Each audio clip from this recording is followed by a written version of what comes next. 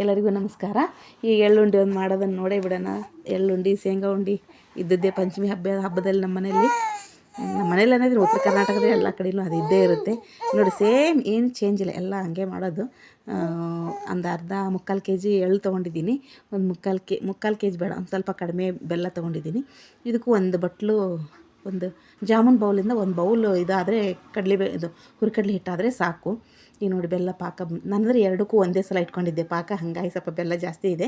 ನನಗೆ ಅಳತೆ ಗೊತ್ತಾಗುತ್ತೆ, ಹಾಗಾಗಿ ನಾನು ಯಾವುದಕ್ಕೆ ಎಷ್ಟೆಷ್ಟು ಬೇಕು ಅಂತ ಹಾಕ್ಕೊಂಡಿರ್ತೀನಿ. ಇದಕ್ಕೆ ಒಂದು 2 ಕಪ್ ಬೆಲ್ಲ ಆದರೆ ಸಾಕು. ಯಾರಾದರೂ ಫಸ್ಟ್ ಟೈಮ್ ವಿಡಿಯೋ ನೋಡ್ತಾಯಿದ್ರೆ ಸಬ್ಸ್ಕ್ರೈಬ್ ಮಾಡಿ, ಹಾಗೆ ನೋಡಬೇಡಿ ಪ್ಲೀಸ್. ಲೈಕ್ ಮಾಡಿ, ಶೇರ್ ಮಾಡಿ, ಕಮೆಂಟ್ ಮಾಡಿ. ನೋಡಿ ಎಳ್ಳನ್ನು ಪುಡಿ ಮಾಡ್ಕೊಂಡಿದ್ದೀನಿ, ಪಾಕ ಬಂದಿದೆ ಇವಾಗ.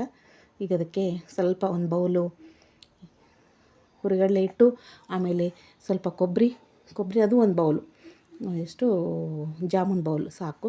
ಆಮೇಲೆ ಸ್ವಲ್ಪ ಶುಂಠಿ, ಏಲಕ್ಕಿ, ಲವಂಗದ ಪುಡಿ ಸೇಮ್ ಅದಕ್ಕೆ ಹೆಂಗೆ ಹಾಕಿದ್ದೀನಿ ಇದಕ್ಕೆ ಎಲ್ಲ ಹಂಗೆ ಹಾಕ್ತಾಯಿದ್ದೀನಿ ನೋಡಿ. ಸ್ವಲ್ಪ ಕಸಗಸೆ ಹಾಕ್ಕೊಳ್ಳೋಣ. ಕಸಗಸಿನ ಮಿಕ್ಸಿ ಮಾಡಿಟ್ಕೊಂಡಿರ್ತೀನಿ, ಅದನ್ನು ಹಾಕ್ಕೊಳ್ಳೋಣ.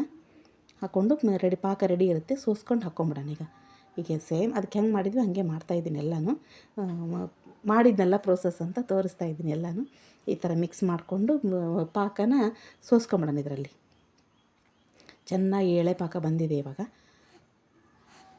ನೋಡಿ. ಇನ್ನು ಪಾಕ ಇದಕ್ಕೆ ಸೋಸ್ಕೊಂಡ್ಬಿಟ್ಟು ನೀಟಾಗಿ ಕಲಿಸ್ಕೋಬೇಕು. ಅದರಷ್ಟು ಬೆಲ್ಲ ಹಿಡಿಯಲ್ಲದು, ಸ್ವಲ್ಪ ಕಡಿಮೆನೇ ಹಿಡಿಯುತ್ತೆ ಬೆಲ್ಲ. ಹಾಗಾಗಿಬಿಟ್ಟು ಸ್ವಲ್ಪ ಕಡಿಮೆನೇ ಹಾಕ್ಕೊಳ್ಳಿ. ಆಮೇಲೆ ಬೇಕಿದ್ದರೆ ನೋಡಿ ಹಾಕ್ಕೊಂಡು ಕಲಿಸ್ಕೊಂಡು ಮಾಡ್ಕೋಬೋದು. ತುಂಬ ನೀರಾಗಿಬಿಟ್ರೆ ಮಾಡೋಕ್ಕೆ ಚೆನ್ನಾಗಿರಲ್ಲ. ಅದಕ್ಕೆ ಅದು ಮತ್ತೆ ಒಂಥರ ಅಳ್ಕೊಂಡಂಗೆ ಆಗಿಬಿಡುತ್ತೆ. ಇದೇನು ಅಳ್ಳಲ್ಲ, ಆಮೇಲೆ ಒಂಥರ ಗಟ್ಟಿ ಬರ್ತದೆ. ಆ ಥರ ಬರಬಾರ್ದು ಅಂತ ಈ ಎಳ್ಳುಂಡಿ ರೆಡಿ ಮಾಡಿದ್ದೀನಿ ನೋಡಿ. ಎಳ್ಳುಂಡಿ ರೆಡಿ ಆಯ್ತು ಇವಾಗ. ಎಲ್ಲರೂ ಪಂಚಮಿ ಹಬ್ಬಕ್ಕೆ ನಮ್ಮ ಮನೇಲಿ ಬನ್ನಿ. ಧನ್ಯವಾದಗಳು.